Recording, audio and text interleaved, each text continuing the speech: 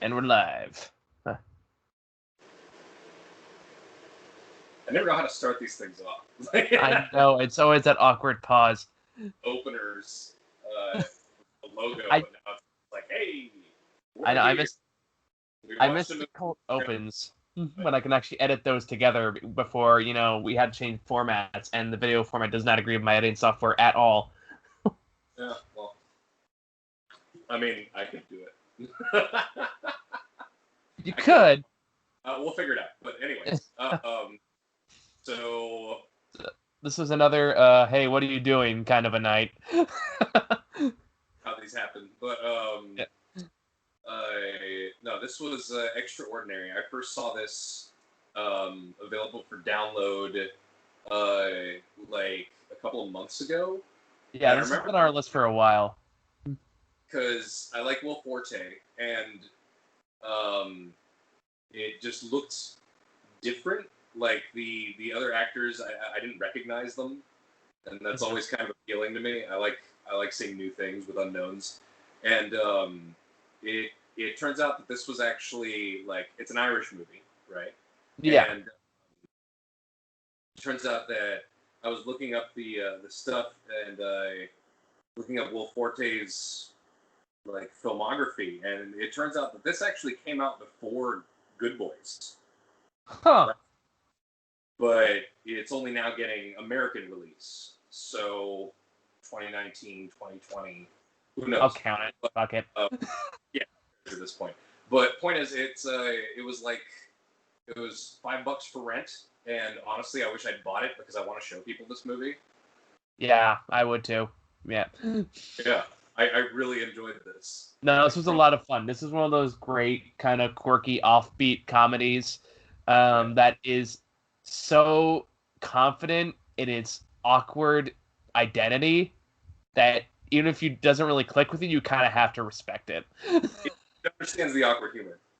Yeah, like it knows exactly what it is.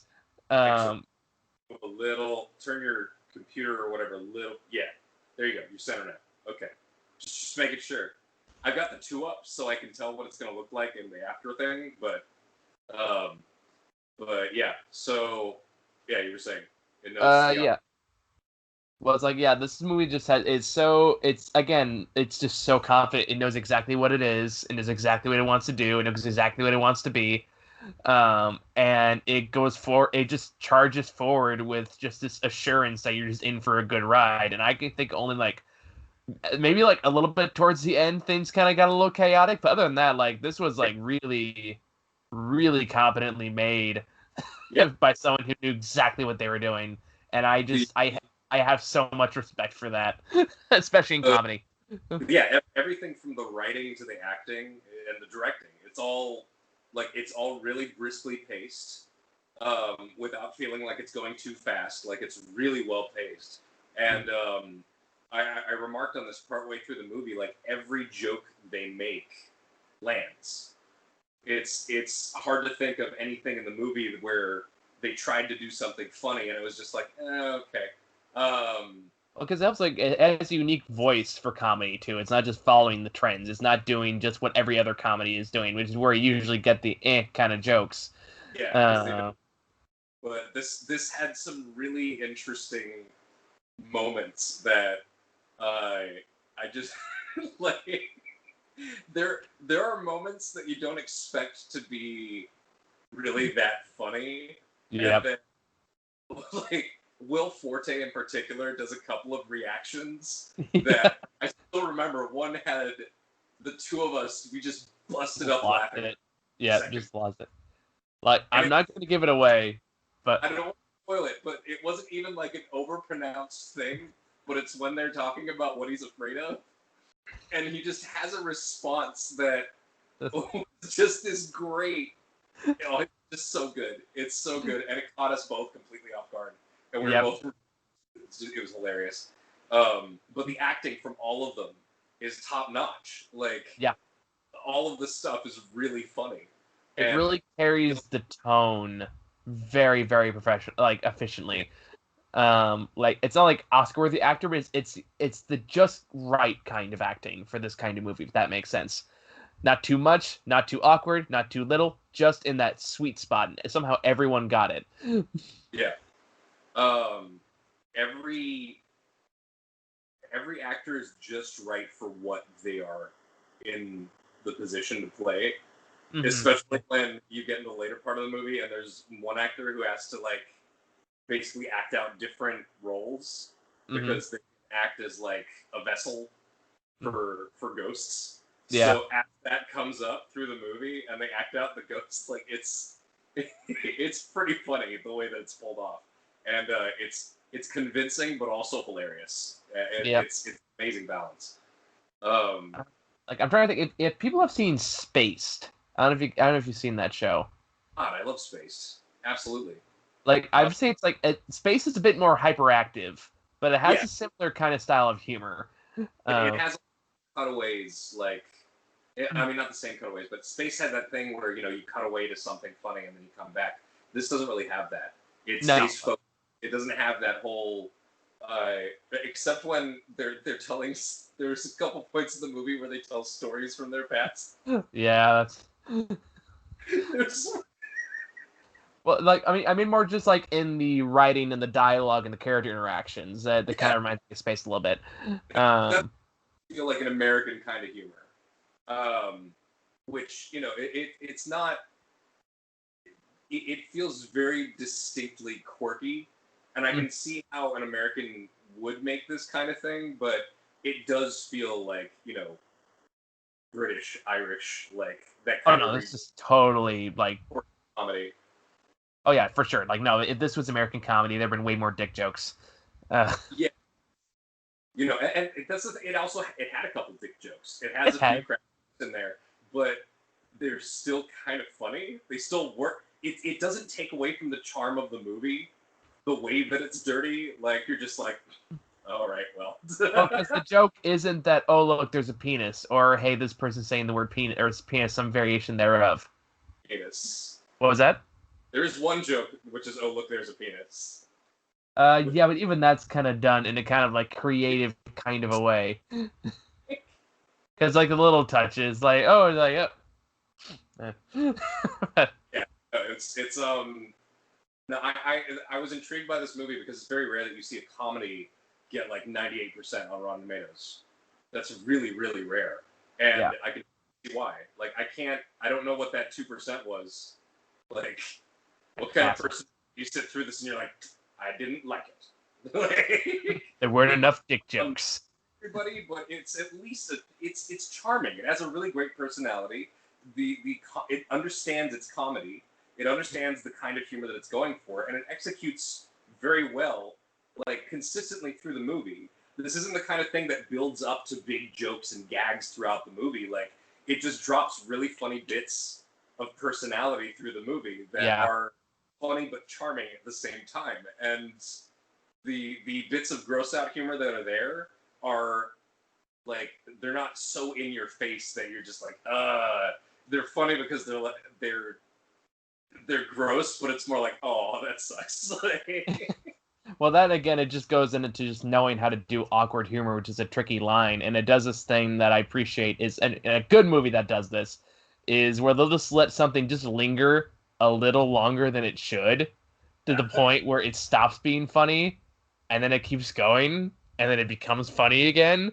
Yeah, that's really tricky. That's really tricky. But, like the best example that recently I can think of is, did you ever see Death of Stalin? Yes. Oh God, I love that movie. Oh, it's a great movie. But the part where the brother's going for the gun on the soldier, everyone's just kind of standing around, and they just keep struggling over it. And then they still keep going, and everyone's just like, No, it's so.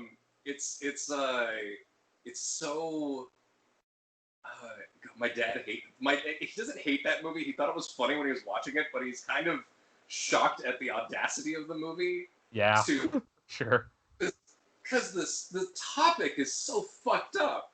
Like, Yeah. About the actual thing that happened, like who these characters were in real life. Like these people were monsters, and what happened immediately after the death of Stalin is a really intense power struggle that happened over the course of a few days. But to just turn all of them into these bumbling, fucking incompetent bastards, and put them all for awkward situations, and then have them interact with each other in all these stupid ways, especially the son. Like, it was all, oh man, it was, he just doesn't, he thinks it's funny when he's watching it. He thought it was funny when he was watching it, but afterwards he's like, I don't know if I could be okay with this. I get it. I understand that. I still love the movie to death. Yes. No, it's just like I kind of like the juxtaposition of here's all this dark shit that's going on in Russia mixed with these totally bumbling morons who are literally in charge of thousands of millions of lives. Yeah. No, it's so insane. It's like, I don't think there are people that are worth being portrayed seriously, you know? Kind of like that's a lot darker than this. Yeah, for sure. But anyway, that's what made me think of that. But you okay there? It stopped beeping. Something was beeping for a second. Wait. Is it a ghost? Did you hear that? Is it a spooky ghost? No. I don't know. They're doing work outside my house. Maybe it's that. But anyway. But yeah, this movie doesn't go quite as dark. No. It has some dark topics that it touches on, like Satanism and human sacrifice, but it's in a completely whimsical manner, in a way that works. And it doesn't feel like, I don't know, it just works. It works so well. Yeah. I love it. I just love it so much. Yeah, it's one of those comedies I don't even want to like go over jokes I liked because like no, you should just discover it for yourself. Yeah. I want to let people experience this for themselves. Actually, like let's do a spoiler section just in case, people who have watched the movie want to see what we think or whatever, because yeah, sure. Yeah. Spoiler sections are for in the first place. But 100%, if you haven't seen the movie, like, stop watching this when we hit spoilers. This was great. This is absolutely. But it's one of those hit. $5. It reminds me of Housebound, but better. I don't think I've seen Housebound. Housebound is good. You should watch it. We should review it. It's fun. It's like a New Zealand movie, also kind of about ghosts. Yeah, this is the kind of thing where it's just this indie comedy from some other English-speaking territory, and normally they don't get a lot of attention over here, but I'm really glad that Will Forte decided to, be a part of this and allow it to get, because I would imagine that when someone of his stature volunteers to be a part of it, I mean, I'm guessing he was paid, but when he accepts the role in a movie like this, he knows that it's a small movie and he partially wants to, see it do better.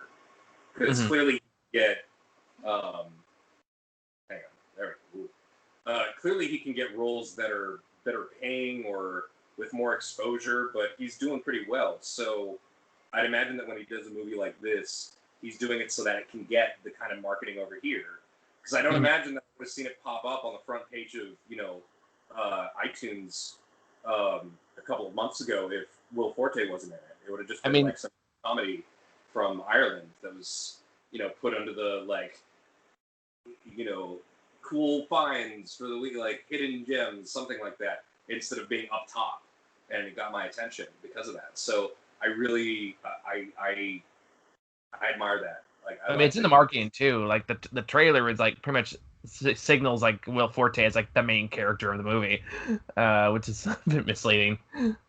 The poster for it, it looks like he's front and center, right?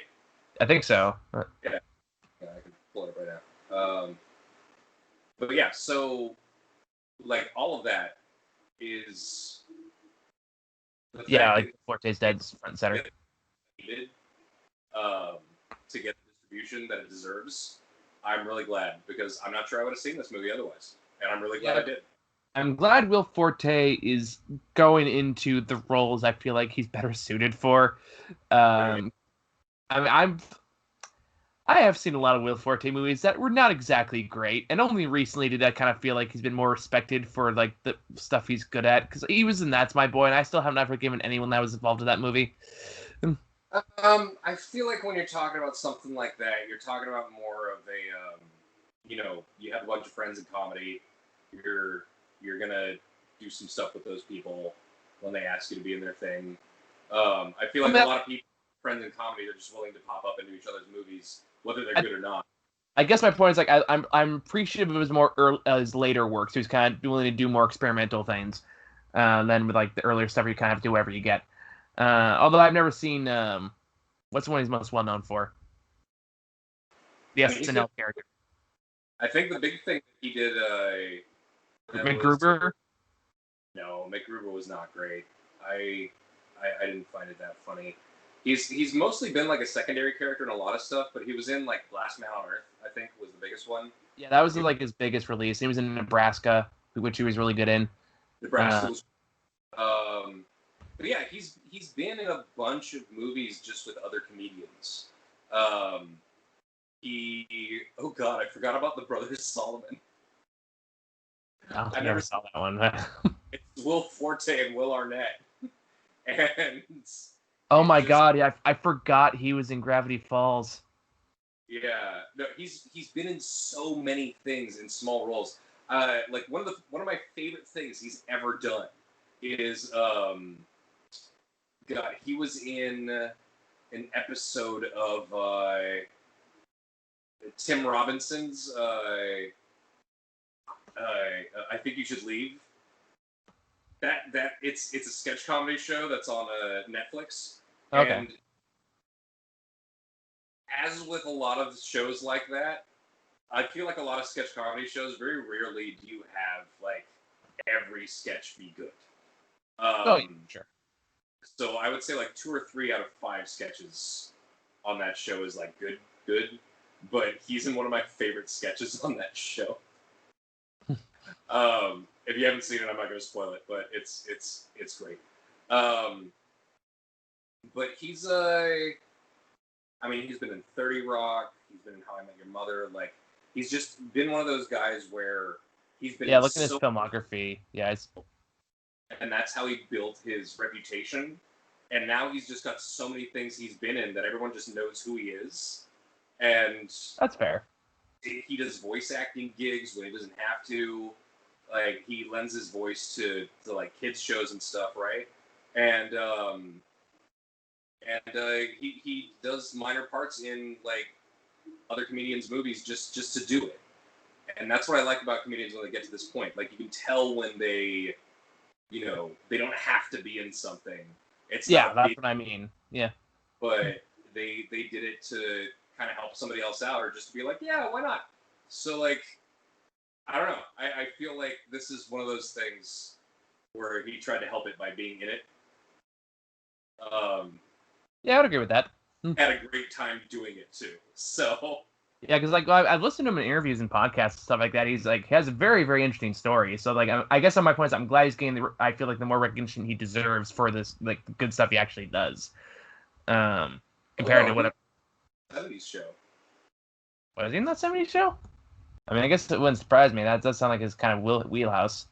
SNL was on SNL for 8 years. Yeah, that's where he got his big break. Yeah. And then went on to do all of his other movies and TV shows and stuff. He was actually a writer on SNL first before he eventually got cast. Yeah. Anyway, but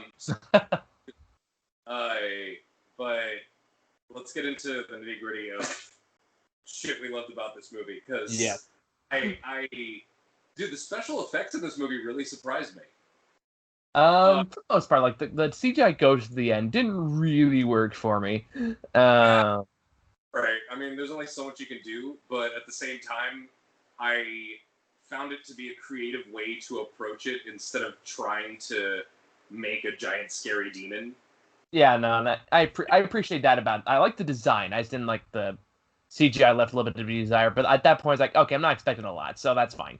The one thing I was really impressed by is the point where, and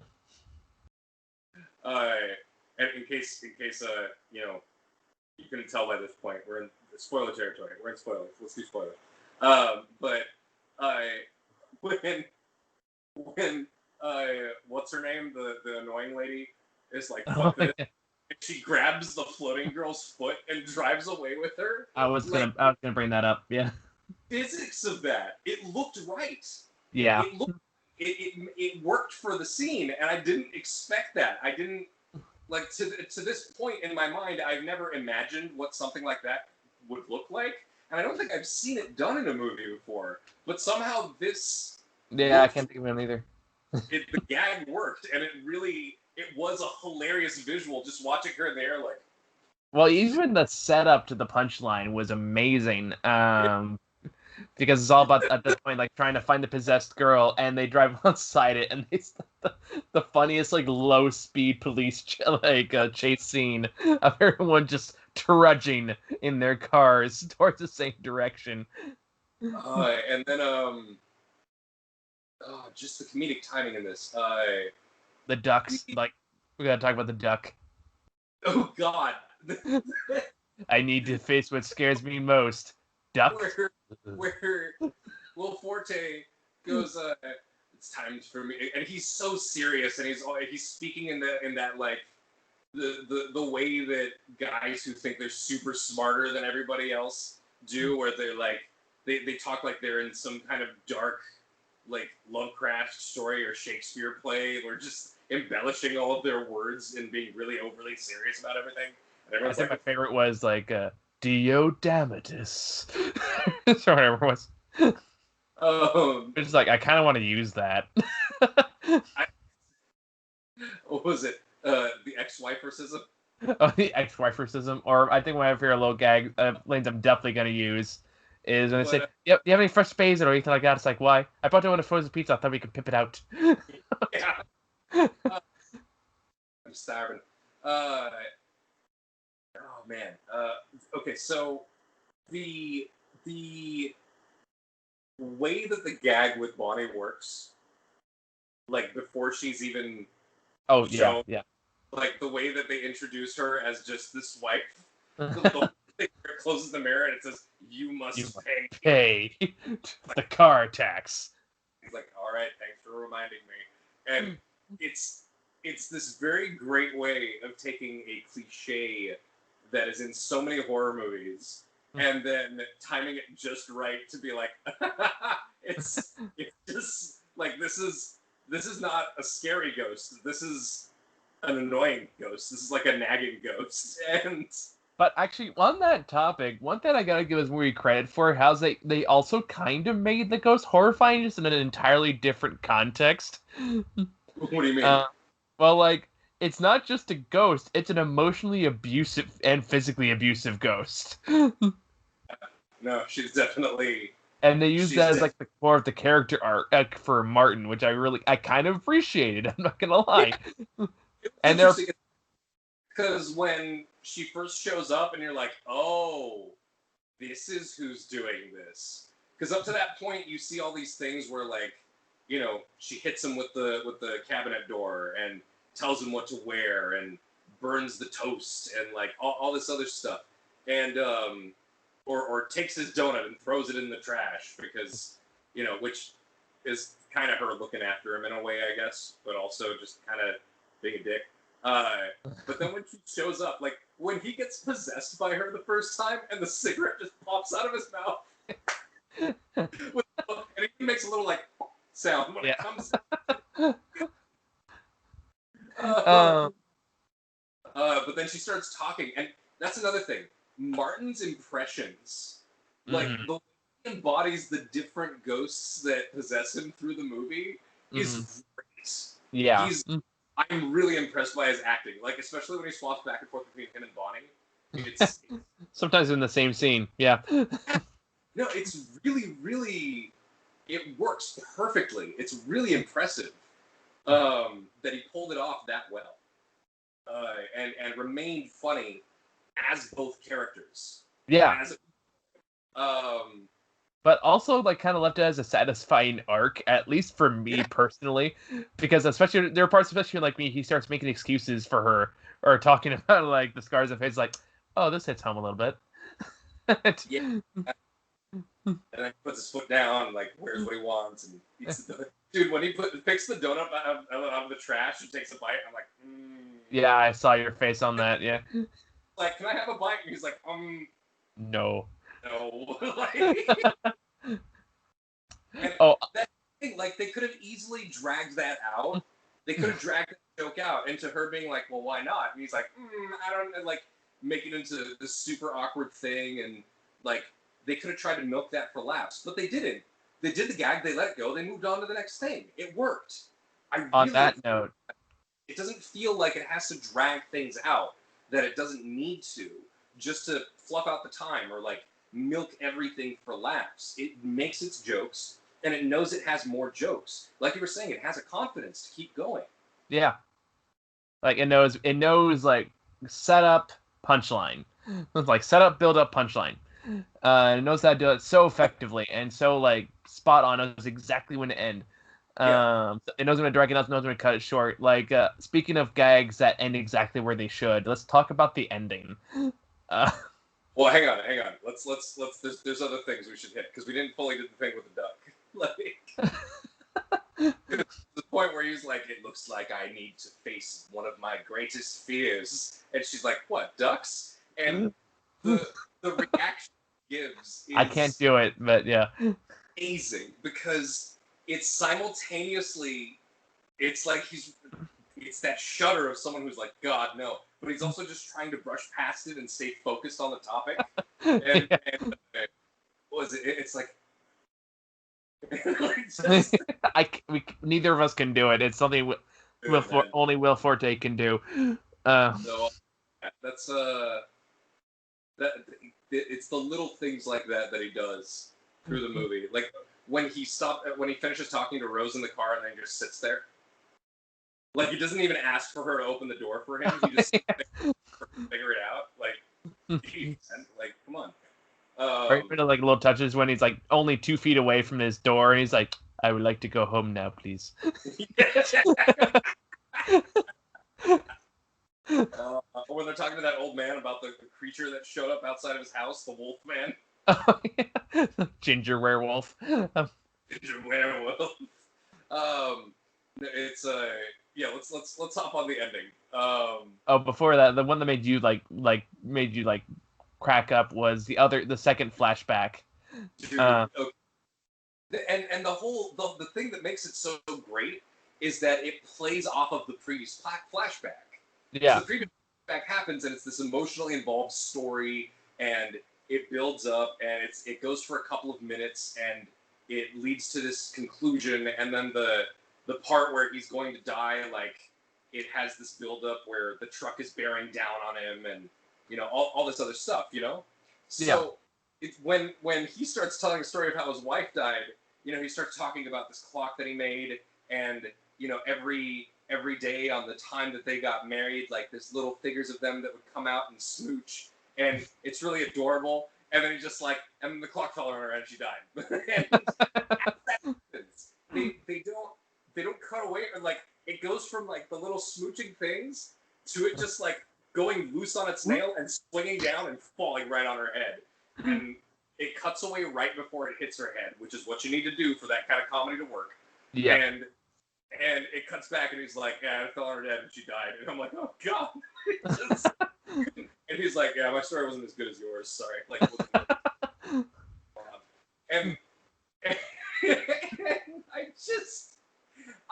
if comedy is about subverting expectations, like that just it did the perfect thing in the previous scene, setting that up, and then just totally flipping that on its head, and just having a really quick, almost slapstick style moment, and just having it real brief, and then being like, yeah, all right, cool. Well, it reminds me of near the end of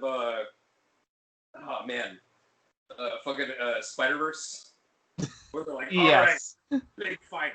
Like, it's that kind of thing where it's like, oh, okay, big lead up, and I guess never mind. It's a good joke. It takes skill to pull off properly, but they did it. So yeah, Yeah. Okay, now let's talk about the ending. So yeah, they do like they stop the demon, they do everything they're supposed to be doing, and in the end they do like a 3 months later thing. Like 3 months later, and I guess everyone's happy now, and For a Rose second, and can we just appreciate Bonnie in the last scene? Like how in the course of that whole evening, that last sequence of events, Bonnie has her own character arc. oh, it's true, yeah. Which includes like a really weird sex scene that's kind of sweet in a really weird, stupid way, but also it works. Like I He likes it when your cup is balls. do that. How the amount of skill, like Well, because it knows what the characters are. It knows exactly how each one react in that scenario. yeah, that's a whole balancing act. To And have and all that's going on in one scene and all of these different elements coming together and having it work in this way that not only makes sense for the characters and is resolving character arcs, but it's also really funny. yeah, and like that's how you make good comedy. Is the fact it's not so much like okay, let's write funny jokes and have the characters work around that. It's like no, let's put these characters in funny situations and just see how they would react. That's how you make good comedy. Funny. The characters themselves, their charm, their awkwardness, and their kind of, their charm is the comedy. That's kind of the fun of it. That's what makes it enjoyable, and it's consistent through the whole movie. And I'm really shocked at how strong the writing was through this whole movie. Yeah. It's amazing. Every character has a very, very defined voice and knows exactly how to use that, and the actors know exactly how to use that and how far to go with it. Every actor, casting in this movie is excellent. Every actor does a good job. Yeah. You wanted to bring up the ending. Yeah, the epilogue, because that was like, wow, what a way to go on that. They do like thing. They stop the demon. They go 3 months later, and they do like, oh, everyone's happy. Like they're together now. Martin and Rose are together. They're sitting in the front porch at the house, or whatever. And then he pulls out a ring. Yeah, they're working now. They're a team. And he pulls out a ring and says, I will this for you this morning. Will you marry me? And this is like the moment she's waiting for because she's talking about how she hasn't had anything for all the movie. And he's like, no, cut to black. He says no, and he's like, wait, what? And then it cuts to black. Oh, that's right. Then it cuts to black. It gives you time for the character itself to also react the same way you're like, wait, what? and then done. Oh man, it's so good. Which I mean, granted, I'd say like getting married after only dating for 3 months is a terrible idea. And that's why when he did it, I was like, a bit fast, but okay. And when she responded, I'm like, yeah, that makes more sense. But that's not what you expected with where the movie was going. It makes sense, but I appreciate that last like little punch cut. Yeah, it's just, it ends with a fun little like cherry on top of like, because it could have ended at the end of the demon scene. It could have easily that's a lot of movies would have done that. But it ends with just like this funny little joke that kind of is a great example of exactly the kind of simple character-based humor that they pulled off the whole movie. Yeah, absolutely. Yeah, I don't know how much else I can say about this. I think we covered everything we really wanted to talk about. So yeah, the big points, but yeah, go watch it. I mean, granted, we were spoiling a chunk of it for you, but Huh? I said go watch it. I mean, we were spoiled a big chunk of it for you if you haven't already watched it, but yeah. No, if you haven't, if you didn't cut off before the spoiler warning, then hopefully you still want to watch it. Oh, we didn't say this. Like all of these gags, like we talk about them and how funny they are, but when you see them on screen, they're still like the execution is top notch. We can't do it justice. Yeah.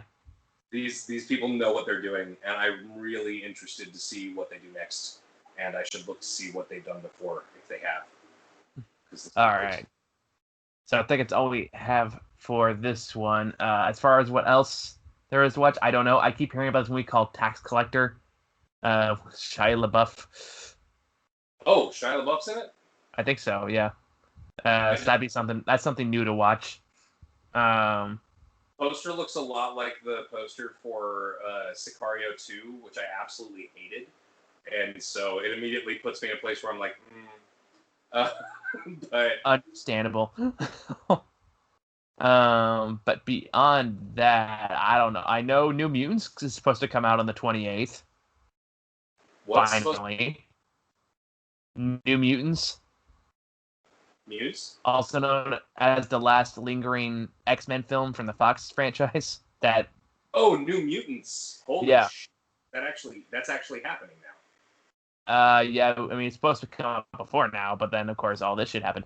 Um, Buddy, Tax Collector has an 18% on Rotten Tomatoes. we can't always just watch the good ones, man. Directed by David Ayer. I know, No. I know.